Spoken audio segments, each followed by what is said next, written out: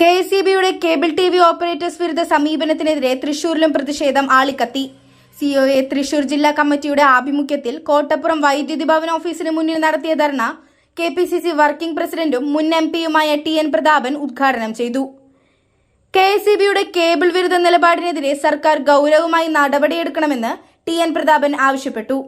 Cable TV രംഗത്തും broadband രംഗത്തും കോർപ്പറേറ്റുകൾ പിടിമുറുക്കുകയാണെന്നും അവരെ സഹായിക്കുന്ന സമീപനമാണ് KSEB സ്വീകരിക്കുന്നതെന്നും പ്രതാപൻ പറഞ്ഞു. എല്ലാവരും ഇതിലൂടെ ഉപജീവനം നടത്തപ്പെടുന്ന ആളുകളാണ്. വേറൊരു തൊഴിലില്ല.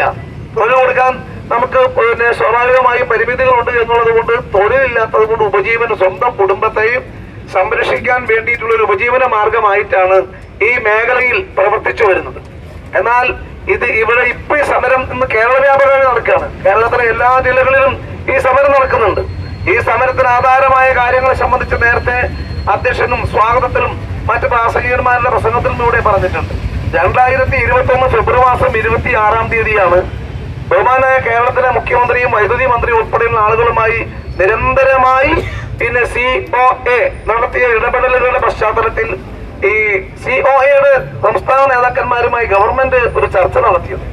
ആ ചർച്ചയുടെ അടിസ്ഥാനത്തിൽ കൃത്യമായും ഒരു ധാരണാപത്രം ഉണ്ടാക്കിയിരുന്നു. ആ ധാരണാപത്രം ഇന്ന് KSEB ലംഘിക്കുകയാണ്.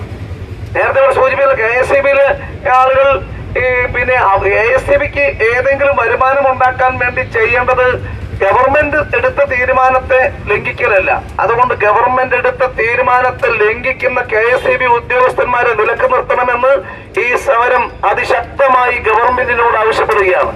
ബഹുമാനപ്പെട്ട മുഖ്യമന്ത്രിയും ആദരണീയനായ വൈദ്യുതി വകുപ്പ് മന്ത്രിയും ഈ കാര്യത്തിൽ തീർച്ചയായും ഇടപെടുമെന്ന് വിശ്വസിക്കുന്നു. COA ജില്ലാ പ്രസിഡന്റ് TD സുഭാഷ് അധ്യക്ഷത വഹിച്ചു.